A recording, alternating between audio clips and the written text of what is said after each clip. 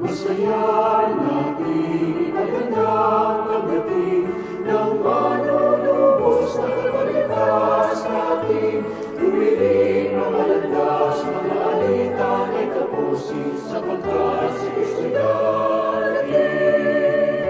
Simula mula noong unang-una, nang ang tao'y nalubos sa sala. Bilang ako ang milenyo maglilihim, ang sagot niya ay Emmanuel. Masaya natin ipaghandang pagdating ng manunubos na kapalitas natin. Tuwiring mga landas, mga alitan ay tapusin sapagkat si Kristo'y darating. Tuwiring mga landas, mga alitan ay tapusin sapagkat si Kristo'y darating. Sa ngalan ng Ama, ng Anak, at ng Espiritu Santo, Amen. sumainyo ang Panginoon. At sumaiyo rin. Mga kapatid, tayo ay nasa panglima ng araw ng ating simbang gabi o Misa de Gallo. Minsan ba ikaw ay nalilito? Minsan ba hindi mo alam kung anong iyong gagawin? Palagi natin tinatanong, ano ba ang tama? Ano ba ang mabuting desisyon? Pero ang pinakamabuting pwede mong gawin ngayon ay ang sumunod sa kagustuhan ng Diyos. Kaya madalas ikaw ay nabibigatan, ikaw ay nahihirapan, kasi hindi mo sinasama ang Diyos sa iyong mga desisyon. Nakakalimutan mo ang Diyos na isama sa iyong mga plano.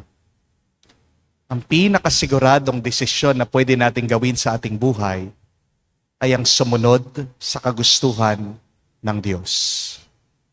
Dahil ang kanyang kagustuhan ay mabuti at makakabuti sa atin.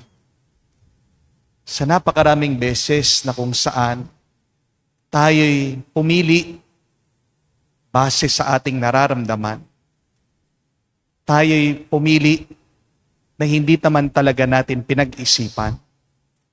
Sa mga pagkakataon na kung saan pumili tayo na masama ang ating loob, hilingin natin muli ang awa at pagpapatawad ng Diyos. Para tayo ay makitang karapat-dapat, muli na makatanggap sa mga banal na misteryo.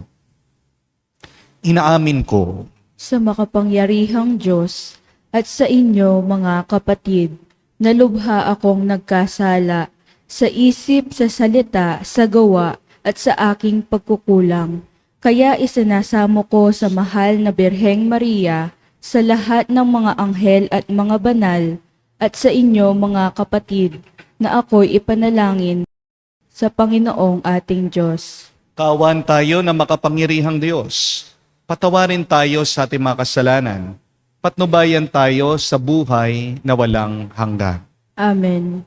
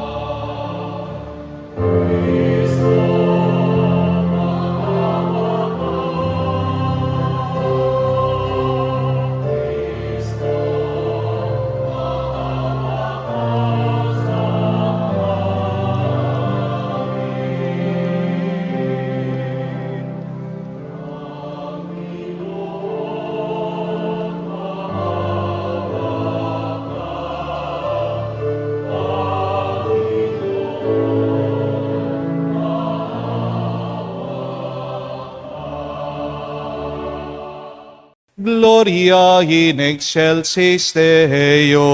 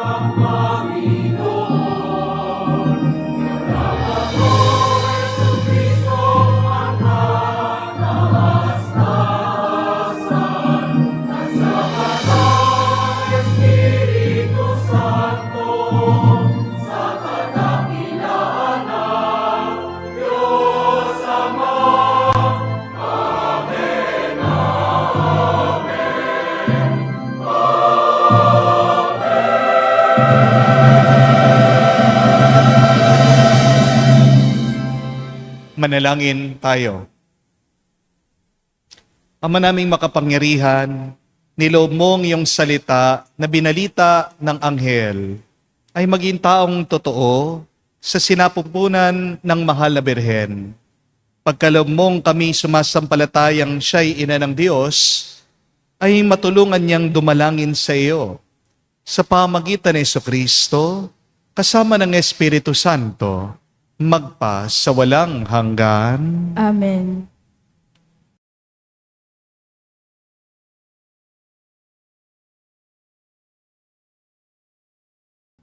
Pagbasa mula sa aklat ni Propeta Isaias.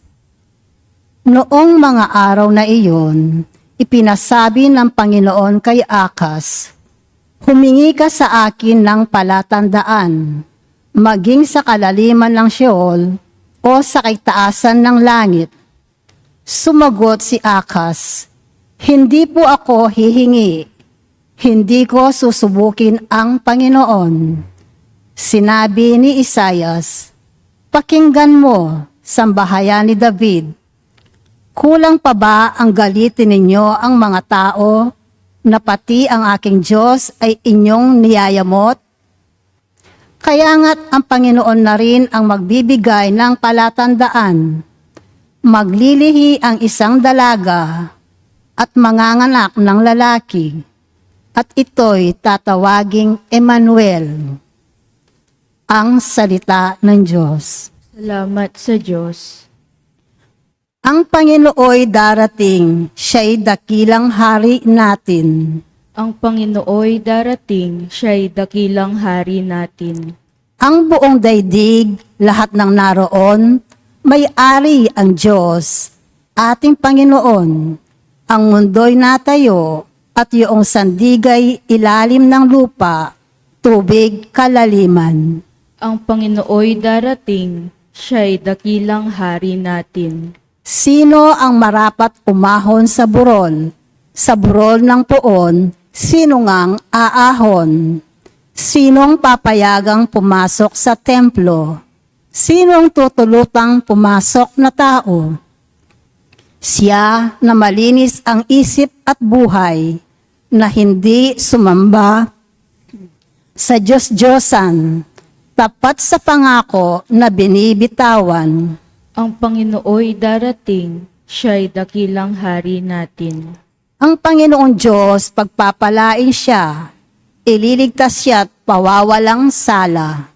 Gayon ang sinumang lumalapit sa Diyos, silang lumalapit sa Diyos ni Jacob. Ang Panginooy darating, siya'y dakilang hari natin. Alleluia, alleluia,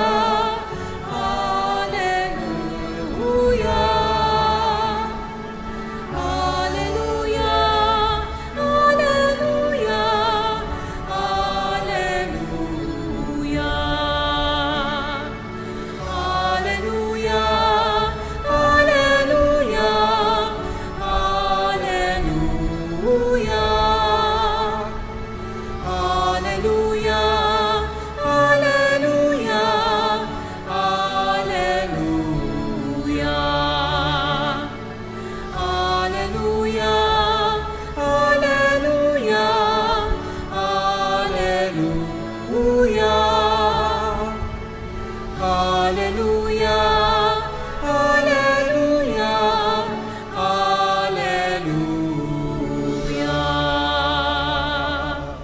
Halina, susi ni David, binubuksan mo ang langit upang kami ay masagip. Aleluya, aleluya.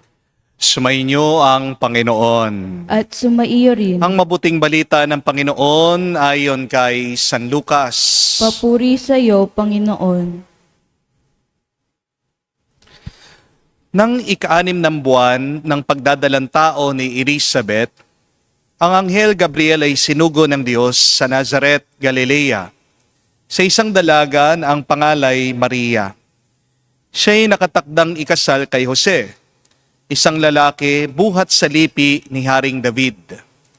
Paglapit ng anghel sa kinaroroonan ng dalaga, binati niya ito, "Matuwa ka, ikaw ay kalugod-lugod sa Diyos."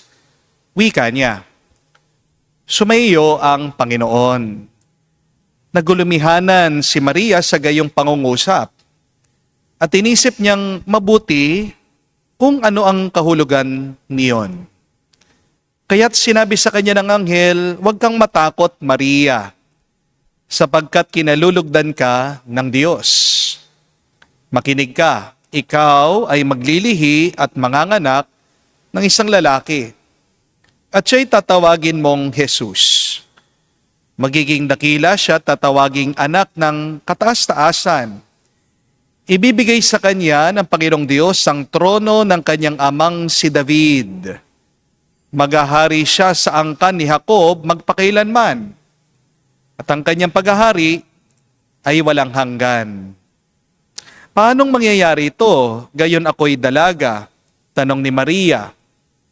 Sumagot ang anghel, "Bababa sa iyo ang Espiritu Santo at lililiman ka ng kapangyarihan ng kataas-taasan. Kaya't banal ang ipapanganak mo at tatawaging anak ng Diyos.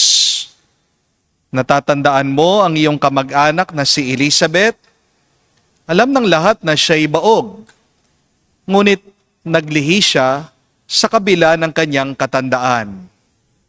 At ngayoy ika-6 na buwan ng kanyang pagdadalang tao, sapagkat walang hindi mapangyayari ang Diyos."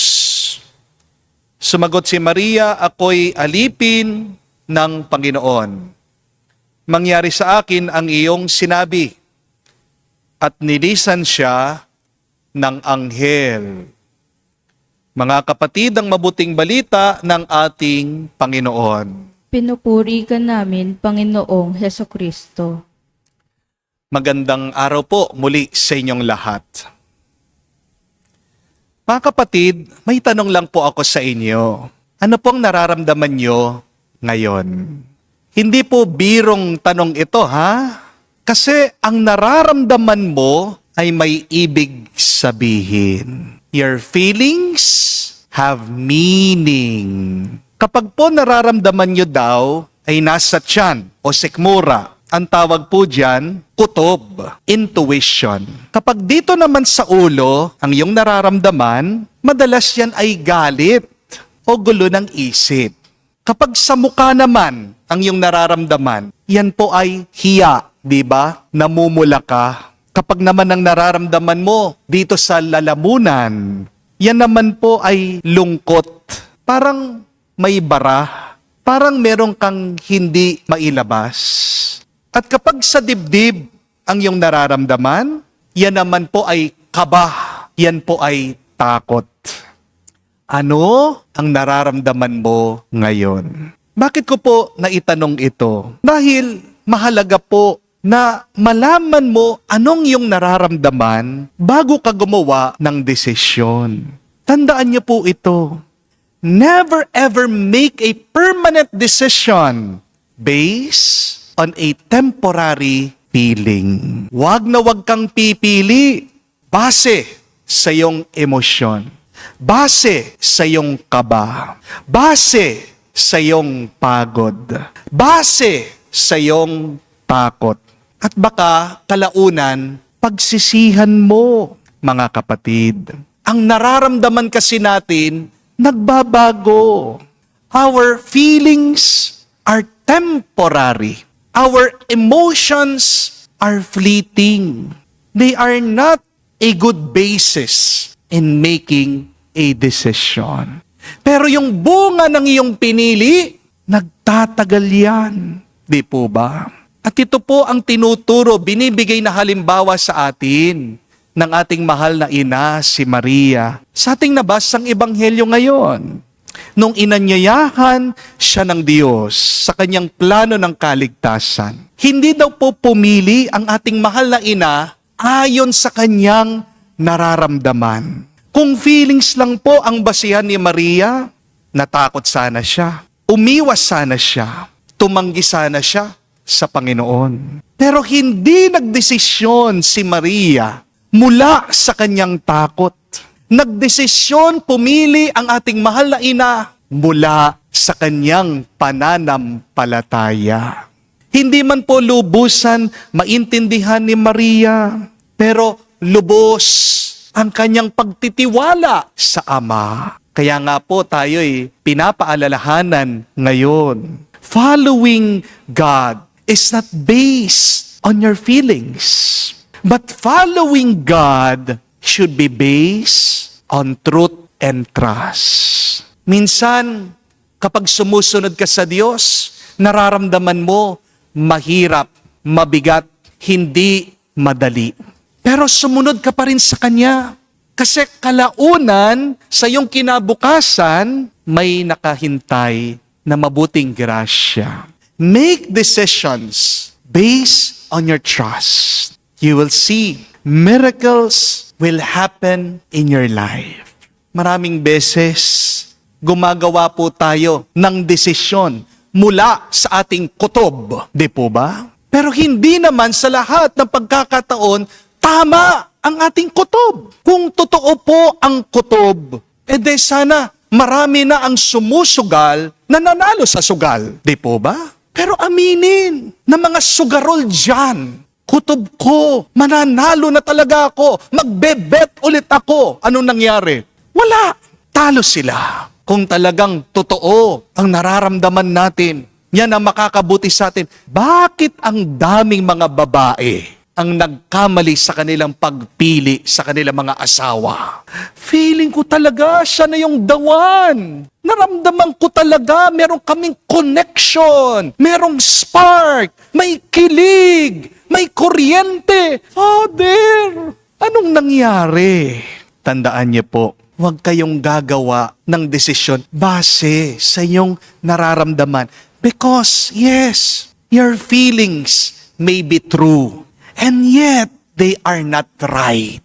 Amen? Totoo yung iyong nararamdaman, pero hindi naman sa lahat ng pagkakataon, tama ang iyong nararamdaman. Follow only God, because God is right all of the time. Amen? Mag-ingat kayo, lalong-lalo na kapag kayo ay kinakabahan, natatakot, kung ikaw ay gumagawa ng desisyon, base lang sa iyong kaba, mag-ingat ka. Because remember, fear blinds you to God's reality. But the opposite of fear is faith. And what does faith do to us? Faith opens your eyes to see God's blessing. When you have faith, you can see the impossible. Kung ano man ang imposible, makikita yan ng iyong mata kung may pananampalataya ka. Kapag may pananampalataya ka, makikita mo, ginawa na ng langit, ibibigay sa'yo ng Diyos Ama. Tandaan niyo po ito, mga kapatid. What looks overwhelming to you, it has already been surrounded by God's armies. Kung may pananampalataya ka, makikita mo, mararamdaman mo, paglalaban ka ng Diyos. Amen? Hindi ko po makalimutan itong aking karanasan. Noon lang po nakaraang linggo ito Pagkatapos po ng napakaraming misa ko, meron pong isang sumingit, nagre-request ng anointing for the sick. Hindi na raw po kumakain itong pasyente. At ang sabi pa, feeling daw nitong tao, kinulam siya. Dinadala po ako, nagmamadali sila. Pupunta daw kami doon sa hospital. Ang problema, meron pa po akong isang meeting nung gabing yon.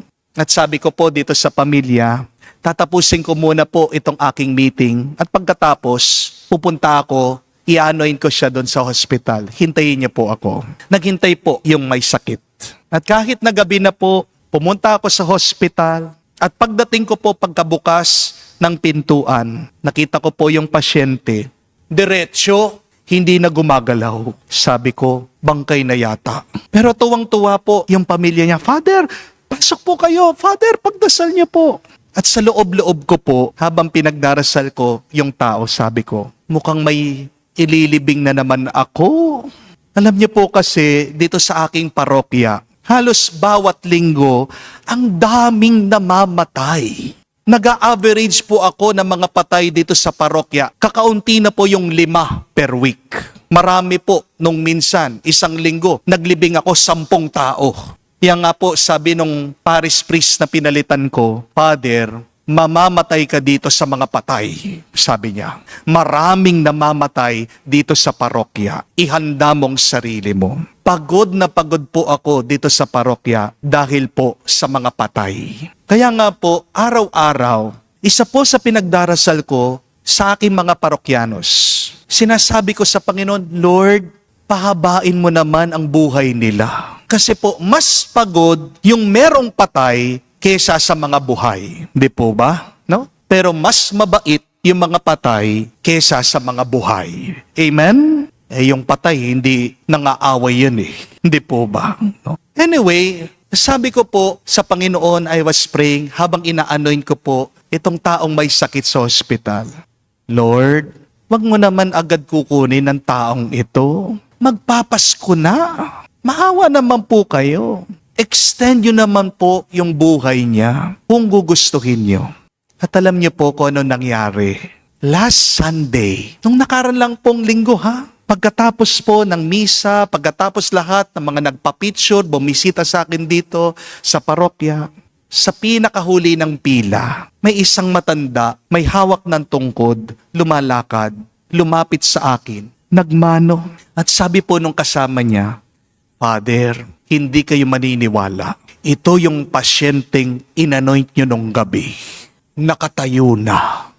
Gumaling. Nangilabot po ako. At wala po akong ibang nasabi kung hindi, wow, God is good. Sobra-sobra. Amen? Sabi po nitong kanyang kapamilya, habang mangiyak-ngiyak, Father, milagro. Totoo po. Kasi makita mo yung tao, handa nang lumisan dito sa mundo. Tinuwid na yung sarili, nagpapaalam na. Pero pagkatapos daw po ng aking anointing, kinabukasan, lumakas. Pagkatapos, na-discharge. Totoo ang sinasabi ng Anghel Gabriel sa ating mahal na ina. Walang bagay ang hindi mapangyayari ng Diyos. Nothing is impossible with God.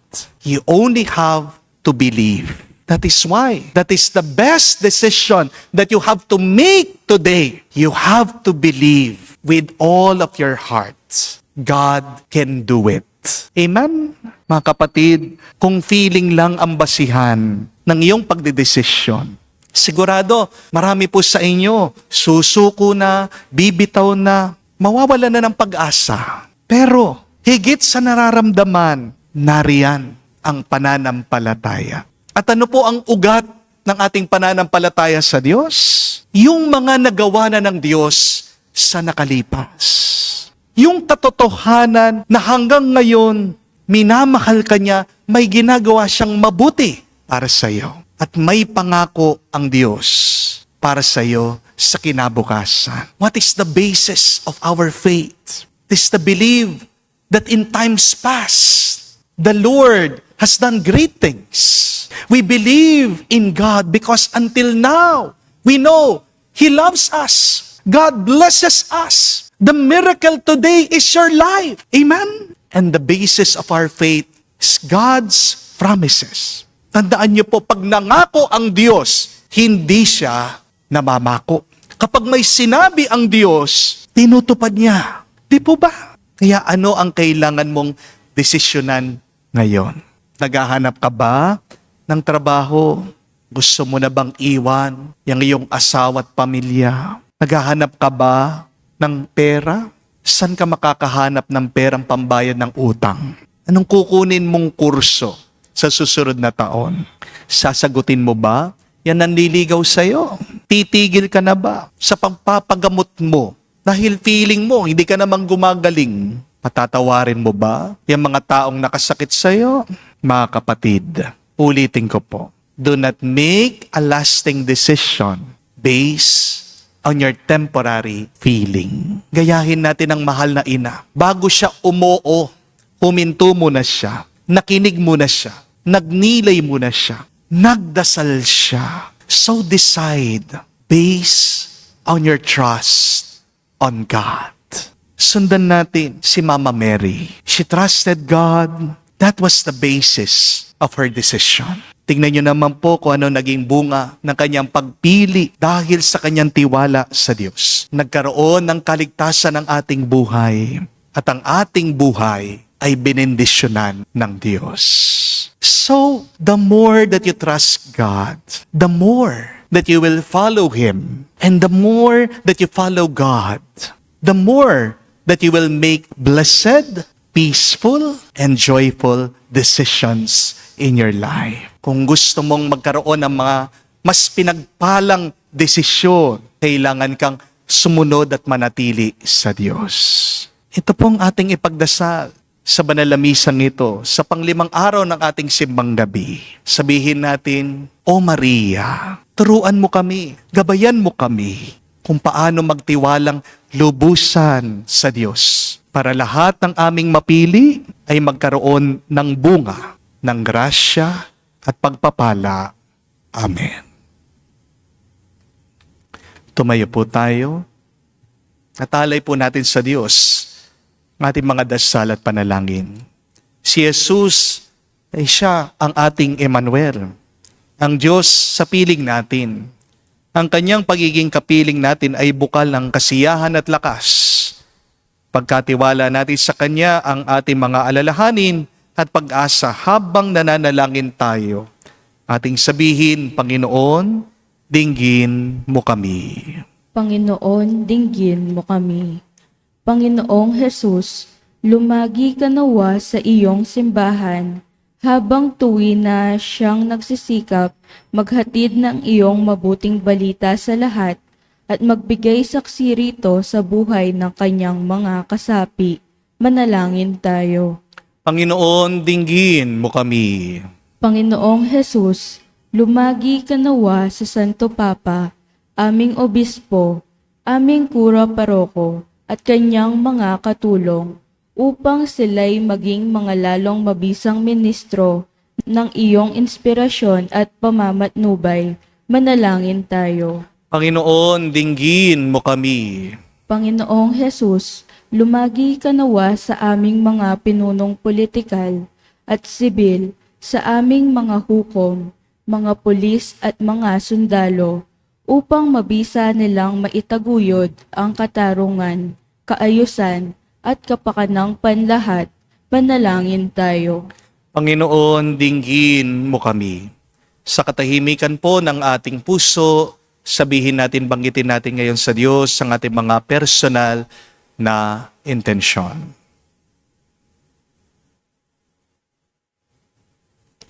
Panginoong Yesus, tulutan mong makaraos kaming maluwalhati sa lahat naming kahirapan at bumuo ng mga pamayanang nagtatampok sa pinaghaharian mo nang walang hanggan.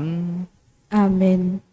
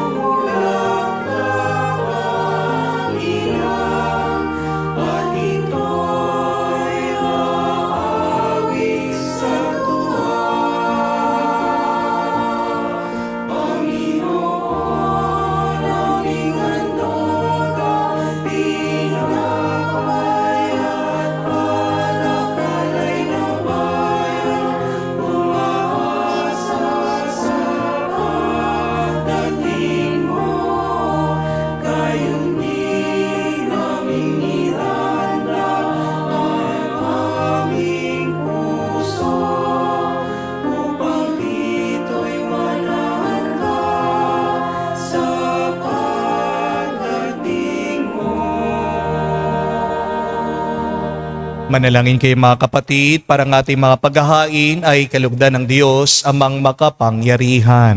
Tanggapin nawa ng Panginoon itong paghahain sa iyong mga kamay, sa kapurihan niya at karangalan, sa ating kapakinabangan at sa buong sambayanan niyang banal. Ama naming lumikha, ang mga alay naming nakahain sa iyong dambana ay pabanalin nawa ng paglukob ng Banal na Espiritu na pumuspo sa sinapupunan ng Mahal na Birhen Maria upang magdalang tao at magsilang sa iyong anak na siyang namamagitan magpa sa walang hanggan. Amen. Sumainyo ang Panginoon. At sumaiyo rin. Itaas sa Diyos sa inyong mga puso at diwa. Itinaas na namin sa Panginoon. Pasalamatan natin ang Panginoong ating Diyos. Marapat na siya ay pasalamatan. Ama naming makapangyarihan, tunay nga marapat na ikaw ang aming pasalamatan sa pamagitan ni Jesucristo na aming Panginoon. Ang pagsusugo mo sa Kanya ay pinahayag na lahat ng mga propeta. Ang pagsilang niya ay pinanabikan na Mahal na Birhen Kanyang inang tunay. Sa kapangyarihan ng Espiritong Banal, ang pagdating niya ay nilahad ni San Juan Bautista sa kanyang pagbibinyag. Ngayon pinaghahandaan namin maligayang araw ng kanyang pagsilang. Kami nananabik at nananalangin lubos na makaharap sa kanyang kadakilaan. Kaya kaisa ng mga anghel nagsisiawit ng papuri sa iyo nang walang humpay sa kalangitan. Kami nagbubunyi sa iyong kadakilaan.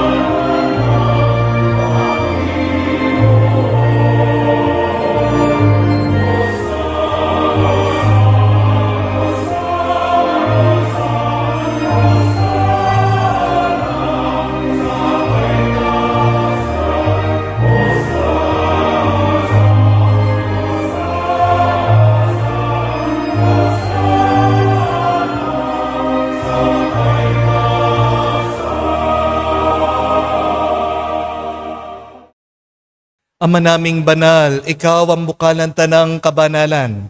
Kaya't sa pamagitan ng iyong Espiritu, gawin mong banal ang mga kaloob na ito, upang para sa amin, maging katawan at dugo ng aming Panginoong Jesucristo. Bago niya pinagtiis ang kusang loob na maging handog, hinawakan niyang tinapay, pinasalamatan kanya, pinaghati-hati niya iyon, inabot sa kanya malagad at sinabi, tanggapin ninyong lahat ito at kanin.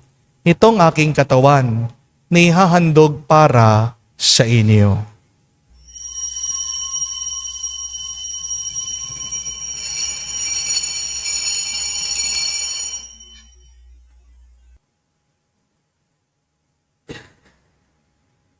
Gayon din naman nung matapos ang hapunan, hinawakan niyang kalis. Muli kanyang pinasalamatan. Nabot niya ang kalis sa kanya malagad at sinabi, tanggapin ninyong lahat ito at inumin. Ito ang kalis ng aking dugo. Nang bago at walang hanggang tipan, ang aking dugo na ibubuhos para sa inyo at para sa lahat, sa ipagpapatawad ng mga kasalanan. Gawin ninyo ito sa pag-aalaala sa akin.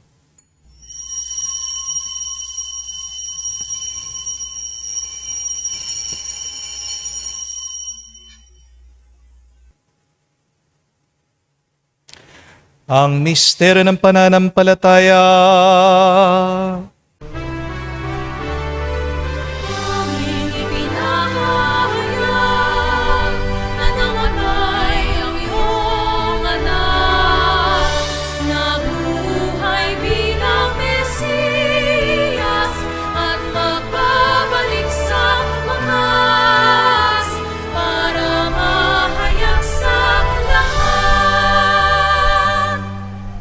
Ama, ginagawa namin ngayon ang pag-alaala sa pagkamatay, muling pagkabuhay ng iyong anak. Kaya tinialay namin sa iyong tinapay nagbibigay buhay at ang kalis na nagkakalob ng kaligtasan. Kami nagpapasalamat dahil kami yung minarapat na tumayo sa harap mo para maglingkod sa iyo. Sinasamo namin kami magsalo-salo sa katawan at tugon ni Kristo ay mabuklod sa pagkakaisa sa pamagitan ng Espiritu Santo. Amalingapin mong yung simbahan, laganap sa buong daigdig. Puspusin mo kami sa pag-ibig. Kaisa ni Leon, ang aming Santo Papa, si Florentino, aming Arsobispo at ng Tanang Kaparian. Alalahanin mo rin ang aming mga kapatid na nahimlay. May pag-asang sila'y muling mabubuhay. Gayon din naman lahat ng mga pumanaw. Kawan mo't sila't patuloyin sa iyong kalibanagan. Kawan mo't pagindapatin kaming lahat, makasalo sa iyong buhay na walang wakas. Kaisa na Mahala Birhen Maria, Ina ng Diyos. Kaisa ni San Jose, ang kanyang malwalhating esposo. Kaisa ng mga apostol at lahat ng mga banal na namuhay dito sa daigdig na kalugod-lugod sa iyo. May pagdiwang nawa namin ang pagpupuri sa ikararangal mo sa pamagitan ng iyong anak, aming Panginoong Heso Kristo. Sa pamamagitan ni Kristo, kasama niya at sa Kanya, ang lahat ng parangal at papuri ay sa iyo, Diyos Ama, makapangyarihan, kasama ng Espiritu Santo, magpasawalang hanggan. Amen, Amen,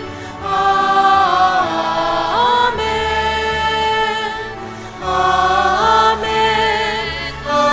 Amen, Amen. Sa nakagaling na utos sa turo ni Jesus sa Panginoon natin at Diyos, ipahayag natin ng lakas, loob.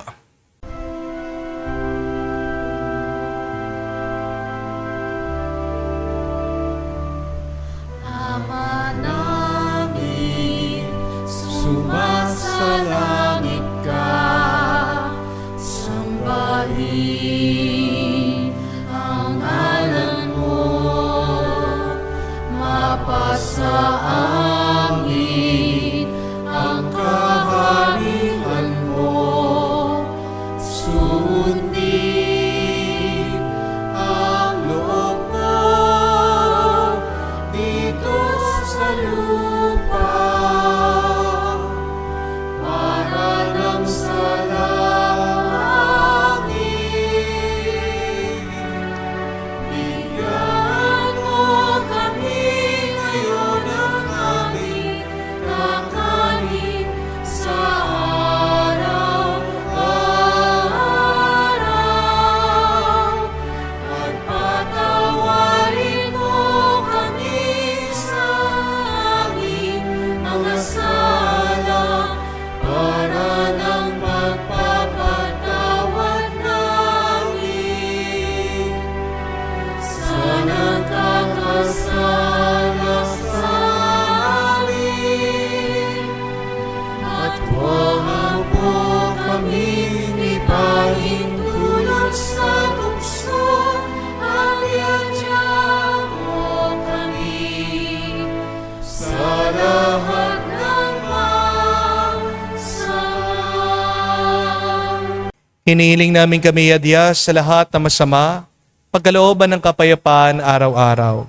Ligtas sa kasalanan, ilayo sa lahat ng kapahamakan, samantalang aming pinanambikan, ang dakilang araw ng pagpapahayag ng tagapagligtas naming si Heso Kristo. Sapagkat iyo ang kaharian at ang kapangyarihan at ang kapurihan magpakailanman. Amen. Panginoong Heso Kristo, sinabi mo sa mga apostol, kapayapaan ang iniwan ko sa inyo. Ang aking kapayapaan binibigay ko sa inyo. Tunghayan mong aming pananampalataya at huwag ang aming pagkakasala. Pagkalooban mo kami ng kapayapaan at pagkakaisa ayon sa iyong kalooban. kasama ng Espiritu Santo, magpa sa walang hanggan. Amen. Kapayapaan ng Panginoon ay laging sumainyo. At sumaiyo rin. Magbigayan po tayo ng kapayapaan sa bawat isa. Peace with you po. Kapayapaan po sa inyong lahat.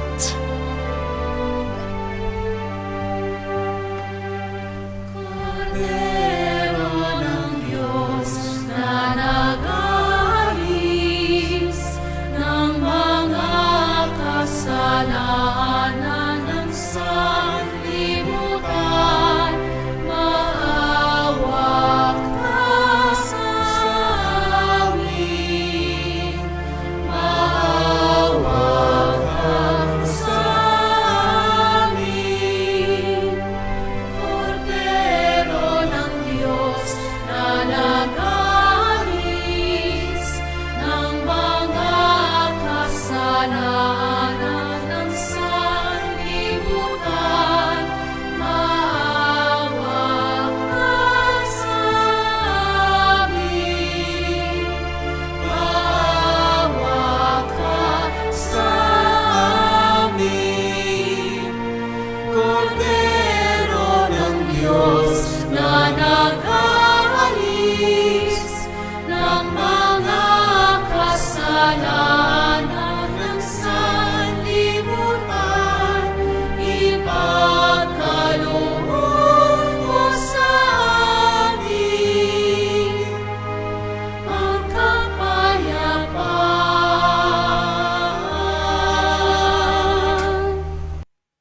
Mga kapatid, naririto ang ating Panginoong Jesucristo, ang Kordero ng Diyos. Siya nag-aalis sa mga kasalanan ng sanlibutan. Mapalad tayong lumalapit sa piging ng Kordero. Panginoon, hindi ako karapat-dapat na magpatuloy sa iyo, ngunit sa isang salita mo lamang ay gagaling na ako.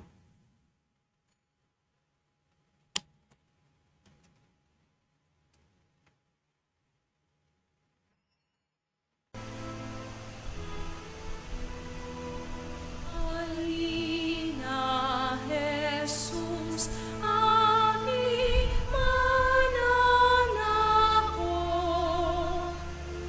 Dusa ng iyong bayan, masta't abot-abot sa pag-ibig salat, katarungay kapos. Tangi kang pag-asa, O Jesus. Halina, Jesus, aming mananako. Awa mo't biyaya sa aming ipaabot. Pag-ibig kang tunay, katarungan lubos. Tangi kang pag-asa, O Jesus. Halina, Jesus, aming mananako. Kaming iyong bayan, bigyang lakas loob, hinihintay namin pagdating mo, puspos. Tangi kang pag-asa, O Jesus.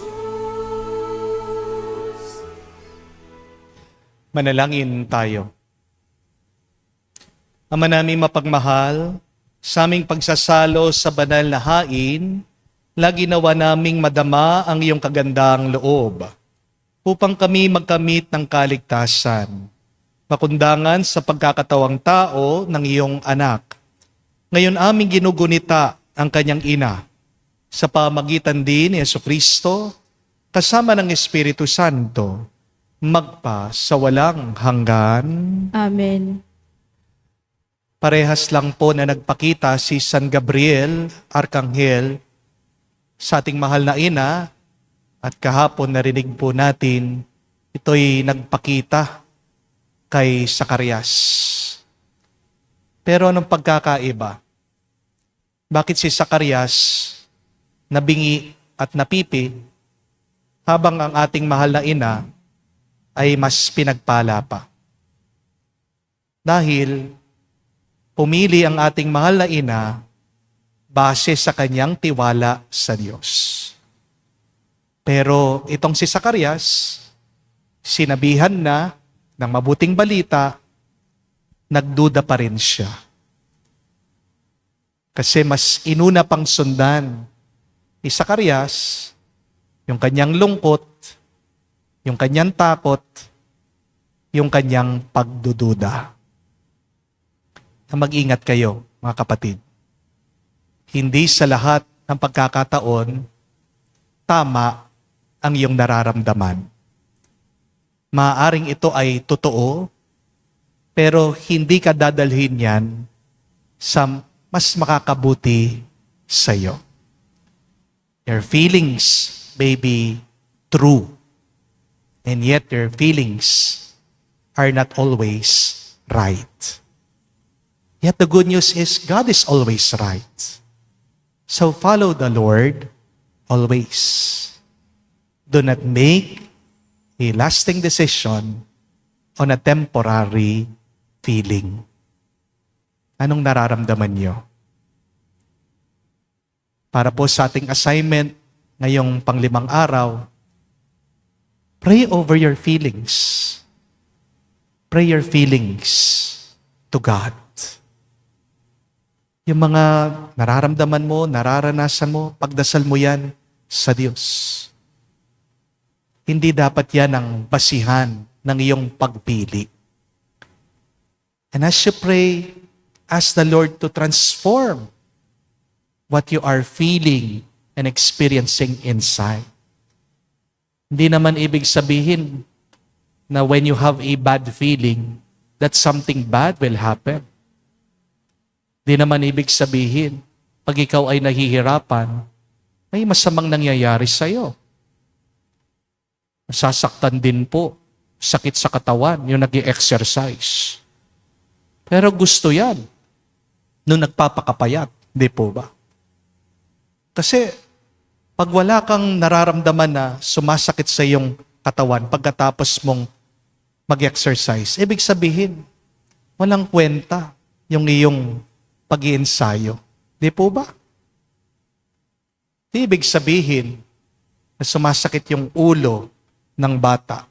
Wala na siyang natututunan. Hindi naman ibig sabihin nasasaktan ka sa ginagawa ng iyong asawa. Hindi ka na niya mahal. Our feelings are not a good basis in making a good decision. It's always the will of God that should be the basis of our decision making. Sundan mo ang kagustuhan ng Diyos. Makikita mo, milagro. Ang matatanggap mo, himala ang mararanasan mo. Sumainyo ang Panginoon. At sumaiyo rin. At kayo basbasan ng Diyos, makapangyarihan sa lahat. Sa ngalan ng Ama, ng Anak, ng Espiritu Santo, Amen. ang ating misa ay natapos na. Humayo kayo sa kapayapaan ni Kristo. Salamat sa Diyos.